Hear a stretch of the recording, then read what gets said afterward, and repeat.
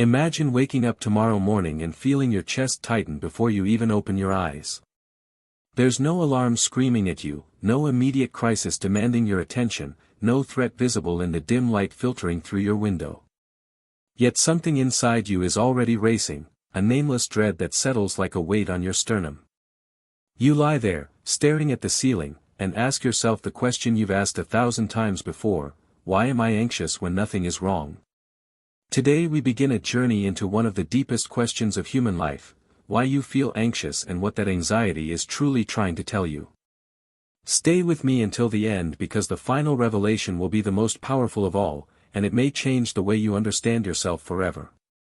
This exploration is for those who are drawn to profound reflections, for those who sense that beneath daily stress lies something more essential. We will walk through the thoughts of philosophers, psychologists, and thinkers who dared to look directly at the human condition. Our goal is not only understanding but transformation. What you will hear is meant to awaken clarity, courage, and responsibility in your everyday life. Before we go further, if this type of content speaks to you, take a moment to subscribe to the channel, leave a like, share this video, and write your thoughts in the comments. What we are about to uncover has the potential to reshape how you see anxiety, freedom, and yourself.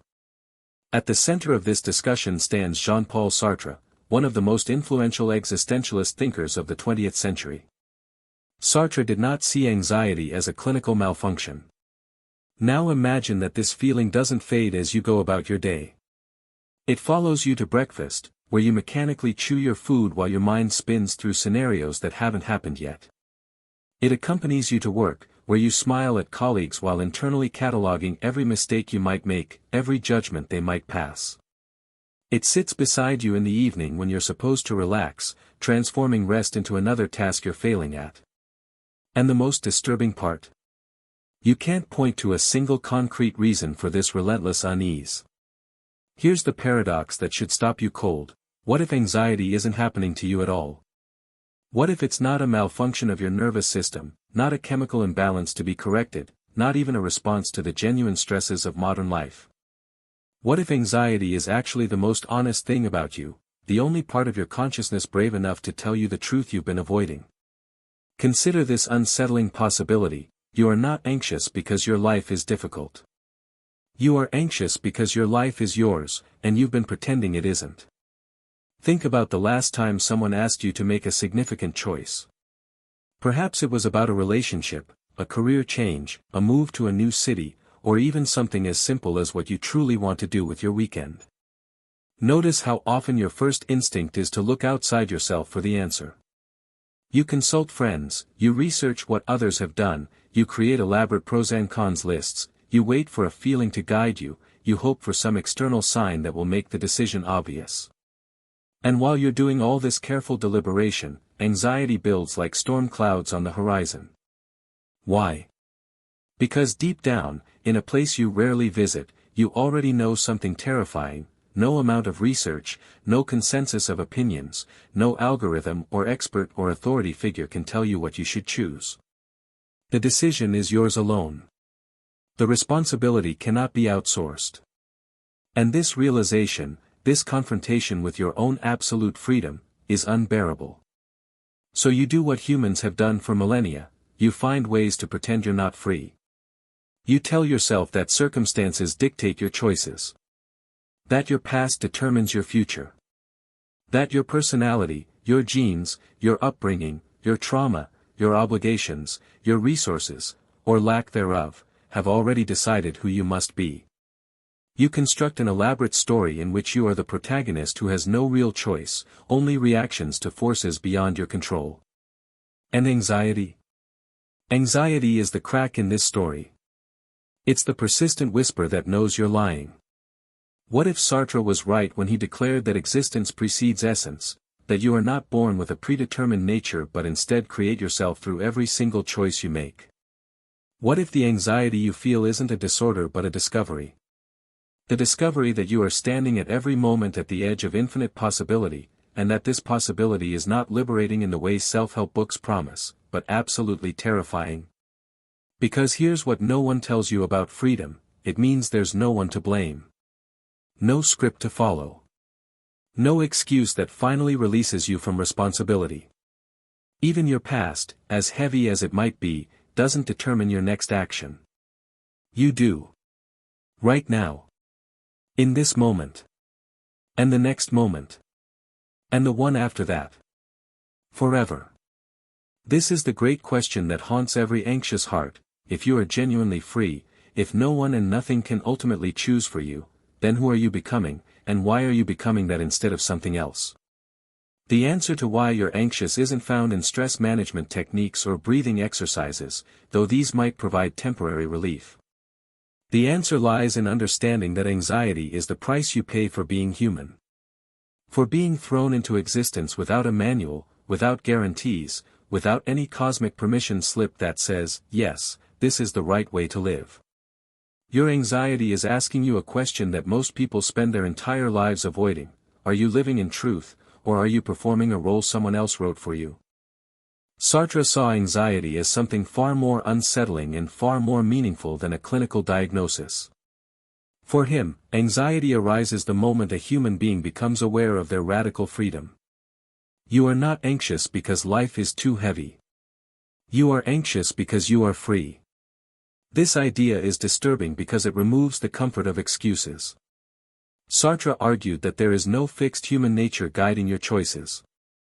You're not born with a predefined essence. Instead, you create yourself through every decision you make. And when you realize that no one else can choose for you, anxiety emerges, not as fear of something specific, but as a dizzying awareness that your life is entirely in your hands. Think about how often you look for certainty. You seek approval, routines, labels, diagnoses, and social rules to tell you who you are and what you should do. Anxiety intensifies when those structures fail. According to Sartre, this discomfort is not accidental. It is the natural response to facing the truth that you are responsible for becoming who you are. This perspective aligns with the insights of Søren Kierkegaard, who described anxiety as the dizziness of freedom. When possibilities open before you, your mind trembles, not because something bad will happen, but because anything could happen. Anxiety is the feeling of standing at the edge of infinite possibility, where the ground beneath your feet suddenly reveals itself to be nothing but the choices you make, moment by moment. Modern psychology echoes this idea in a different language. Thinkers like Rollo may emphasize that anxiety appears when we confront threats to our sense of meaning, not threats to survival alone, but threats to identity. Who am I becoming? Am I living truthfully? Am I avoiding my responsibility? These questions don't arise from external danger but from internal confrontation with the self you're creating. Now ask yourself honestly, when anxiety visits you, what are you avoiding? A decision? A truth about your relationships?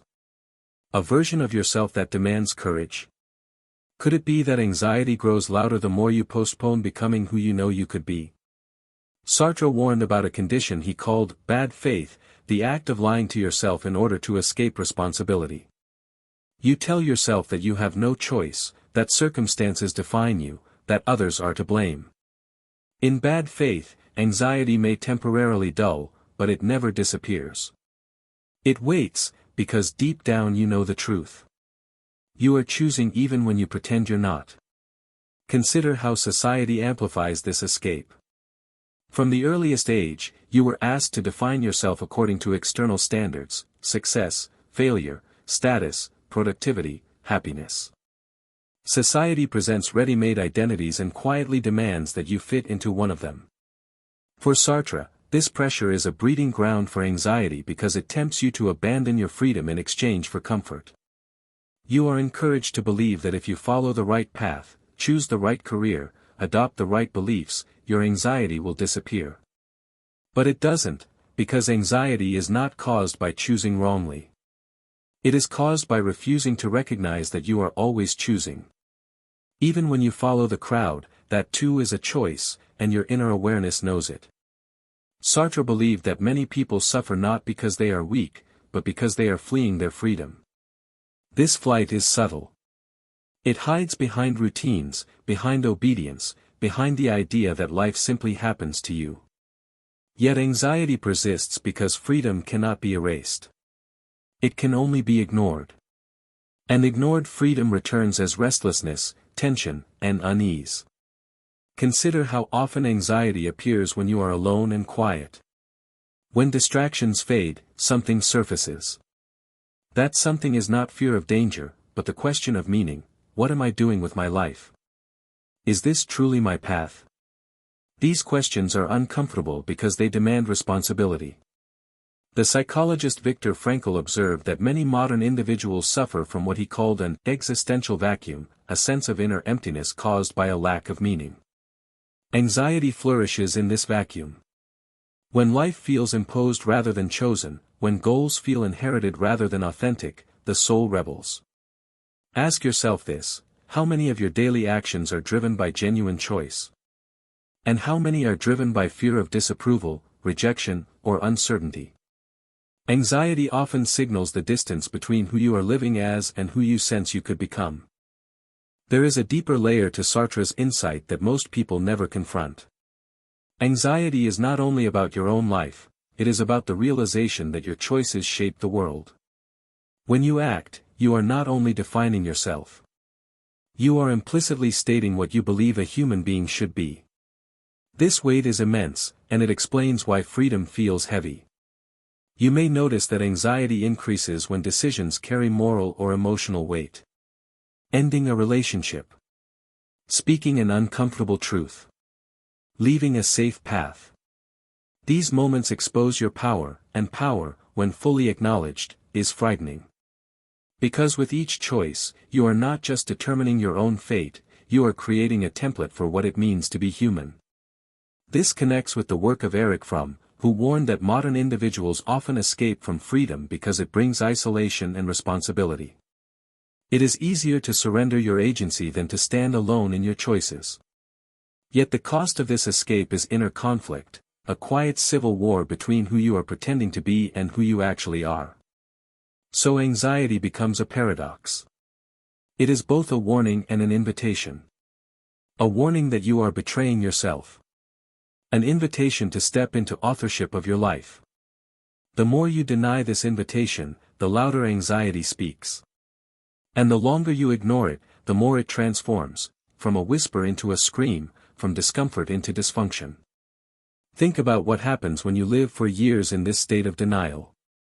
Your body begins to register what your mind refuses to acknowledge. The tension that never releases. The exhaustion that sleep doesn't cure. The irritability that has no clear source. These are not random symptoms, they are messages from a self that is being suffocated by inauthenticity. Modern life offers endless ways to numb this anxiety without resolving it. Constant entertainment. Compulsive productivity. Endless scrolling. Superficial goals. These strategies do not remove anxiety, they bury it alive. And buried anxiety does not disappear. It mutates into exhaustion, irritability, emptiness, and quiet despair. Existential psychologists observe that when people avoid anxiety, they often lose vitality. Rollo May argued that anxiety is the price of growth. Without it, there is no expansion of the self. Without it, life becomes mechanical, safe, but lifeless. Anxiety is the tension between who you are and who you could become.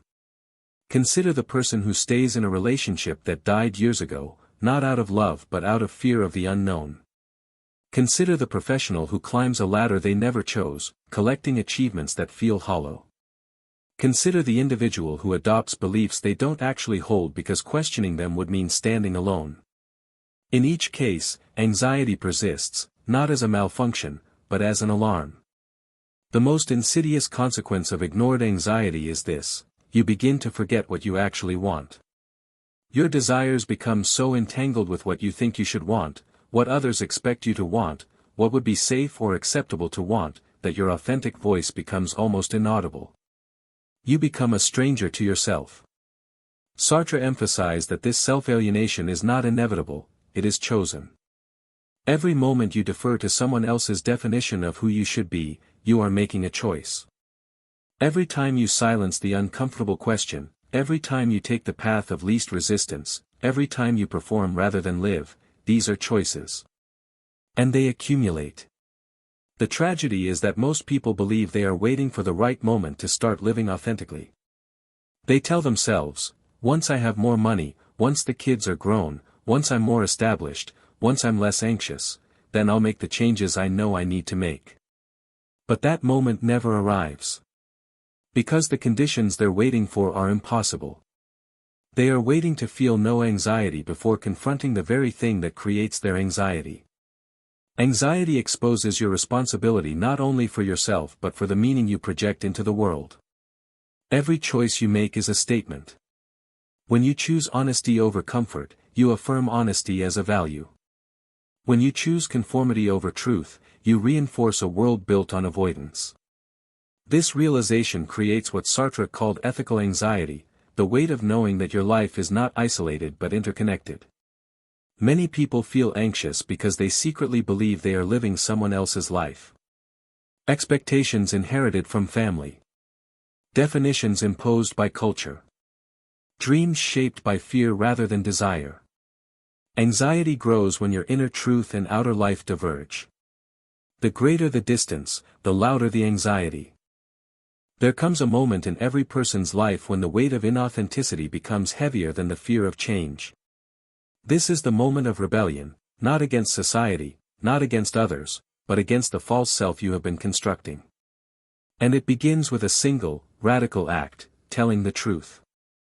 Not the polite truth. Not the convenient truth.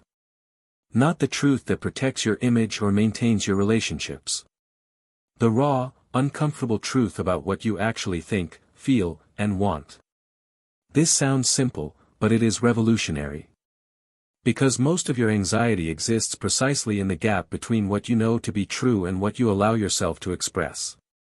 Sartre insisted that courage does not mean eliminating anxiety. Courage means acting while fully aware of it. The anxious person who acts authentically is more powerful than the calm person who lives in self-deception.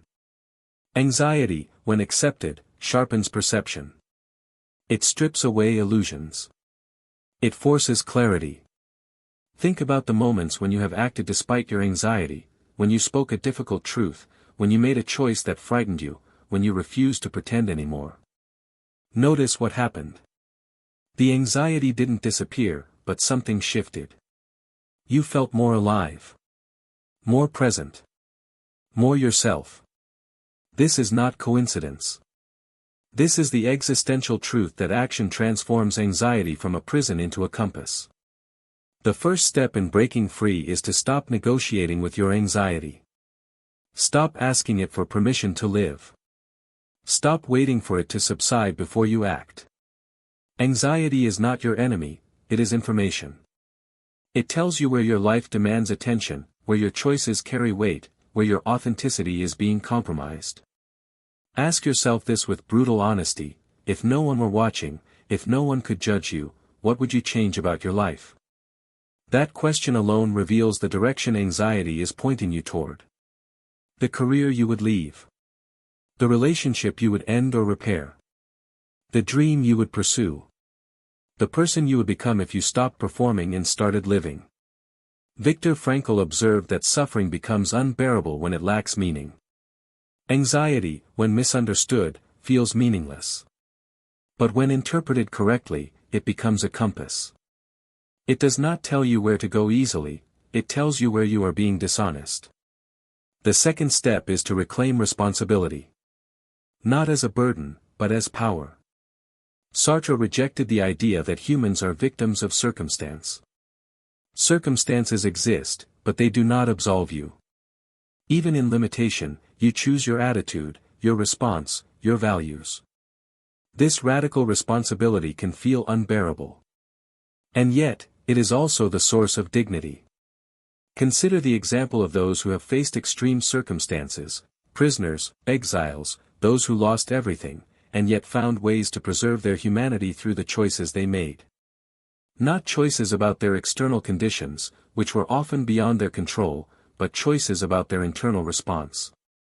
This is the freedom that cannot be taken away, only surrendered. The third step is to act in small, concrete ways. Transformation does not require grand gestures. It requires consistency. Each time you choose honesty over convenience, authenticity over approval, truth over comfort, you strengthen your capacity for freedom. Each choice builds upon the last. Each act of integrity makes the next one easier. Start with the conversations you've been avoiding. The boundaries you need to set. The apology you owe or the apology you need to stop giving. The question you've been afraid to ask. The desire you've been suppressing. These are not trivial matters, they are the building blocks of a life lived in truth. Sartre would say that the self is not something you discover but something you construct. And every time you act in accordance with what you know to be true, you strengthen that construction. Every time you act against it, you weaken it. This explains why anxiety feels like self-betrayal. Because it is. The fourth step is to embrace uncertainty. You want guarantees. Proof. Assurance that your choices are correct. But existence offers none. Values are not discovered in the world, they are created through action. You only know who you are by what you do, not by what you intend. This is perhaps the most liberating and terrifying realization: there is no right answer waiting to be found. There is only the answer you create through your choices. And that answer becomes right not because it was predetermined, but because you commit to it fully. Freedom does not calm anxiety. Responsibility does. When you stop asking, "What should I do?" and begin asking, "What am I willing to take responsibility for?" something shifts. Anxiety loses its paralyzing power. It becomes energy, direction, urgency. At the core of Sartre's philosophy lies a disturbing truth that most people spend their entire lives avoiding: you are not defined by what has happened to you, but by what you choose to do with what has happened. This realization dismantles the comforting narrative of victimhood. It removes the illusion that one day, when conditions are perfect, you will finally be at peace. Anxiety persists because peace does not come from circumstances. It comes from alignment. Most people live in a state of inner division. They think one thing, feel another, and act in a way that contradicts both. Anxiety is born in this fracture. It is the tension created when your actions deny your inner truth. Sartre would say that the self is not something you discover but something you construct. And every time you act against what you know to be true, you weaken that construction.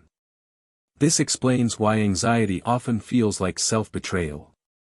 You know when you are lying to yourself. You know when you are settling. You know when you are choosing safety over authenticity.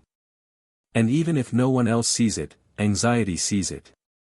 It registers every compromise, every cowardly silence, every moment you betray what you know to be true. There comes a moment when anxiety can no longer be explained away as stress, trauma, or imbalance, a moment when you realize that even if every external problem were solved, something deeper would remain. Sartre believed that this moment is unavoidable for anyone who begins to live consciously. It is the moment when you recognize that anxiety is not something happening to you, but something revealing you to yourself. Sartre rejected the idea that freedom is a gift. For him, freedom is a burden. You did not ask to be free, but you are. You cannot escape choosing because even refusing to choose is itself a choice. Anxiety is the emotional response to this inescapable condition. It arises when you realize there is no higher authority to justify your life, no destiny to hide behind, no essence to excuse your actions. This is why anxiety intensifies when you search for certainty. You want guarantees, proof, assurance that your choices are correct. But existence offers none. Sartre insisted that values are not discovered in the world, they are created through action.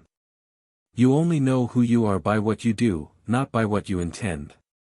Here lies the most powerful and unsettling insight of all: anxiety does not disappear when you find the right answer. It transforms when you accept responsibility for creating meaning without guarantees. Think carefully about this. The moments when anxiety is strongest are often the moments when something important is at stake: your truth, your integrity, your future. Anxiety is not random. It is precise.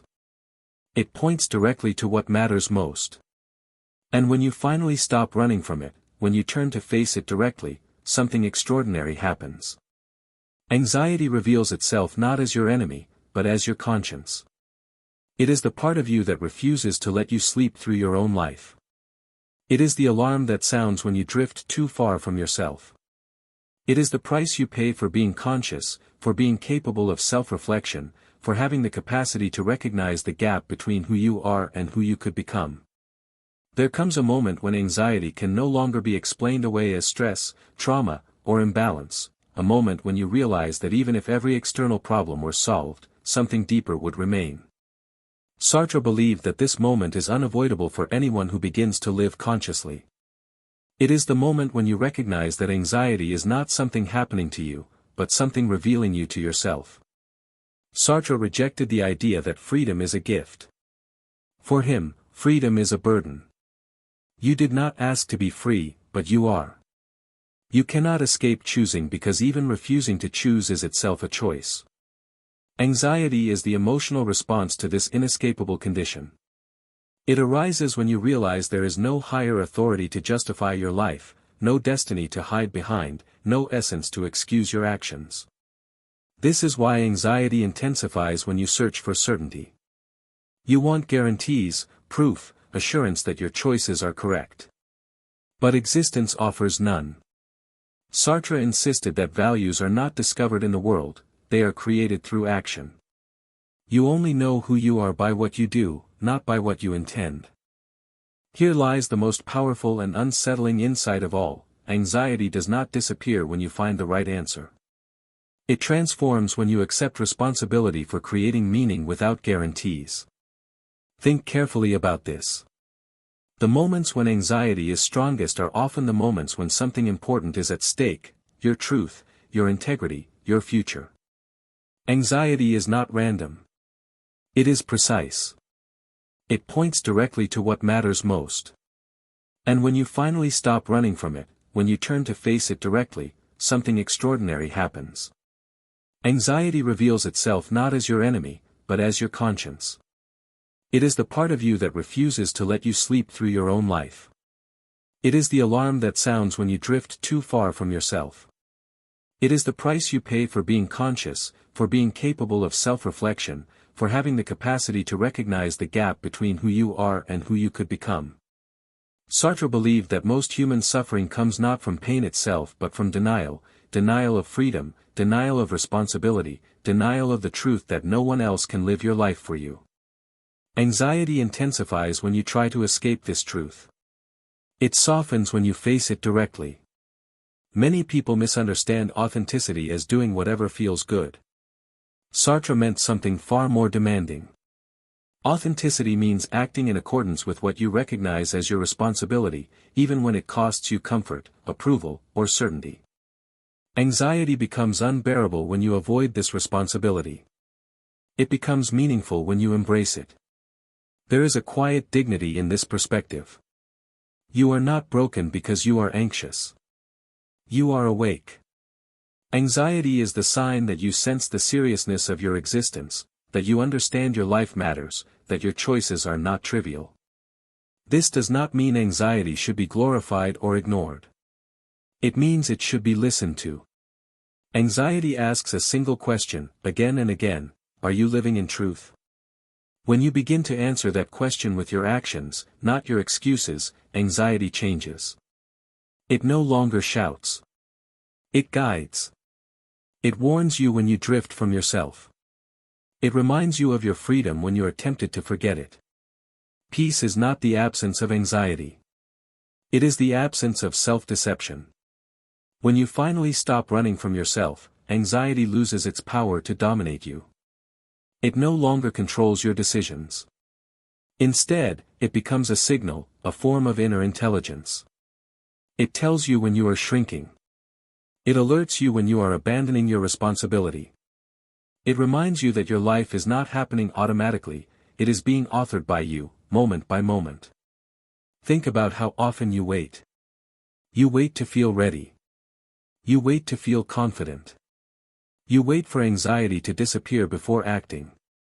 But readiness is not a feeling, it is a decision. Confidence is not a prerequisite for action, it is a result of it. Sartre would say that meaning is not found first and lived later. It is lived first and understood later.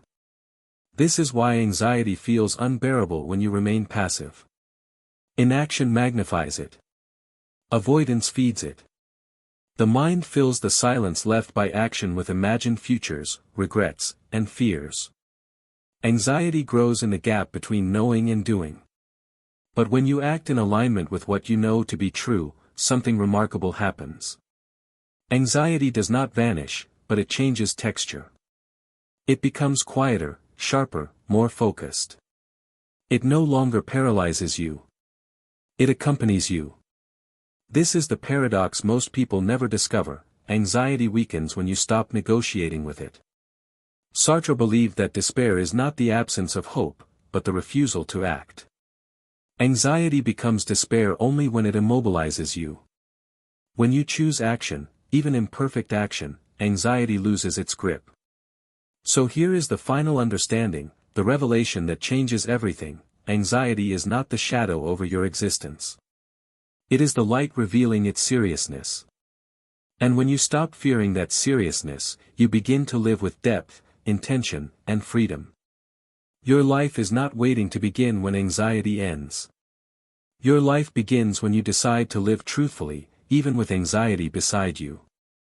Sartre rejected the fantasy of a life without tension. A life without anxiety would be a life without freedom, a life where nothing is at stake. And a life where nothing is at stake cannot be meaningful. This perspective does not promise comfort. It promises dignity, the dignity of knowing that even in uncertainty, even in fear, you are not powerless. You are responsible. And responsibility, when embraced, becomes strength. The next time anxiety rises, pause. Do not immediately distract yourself.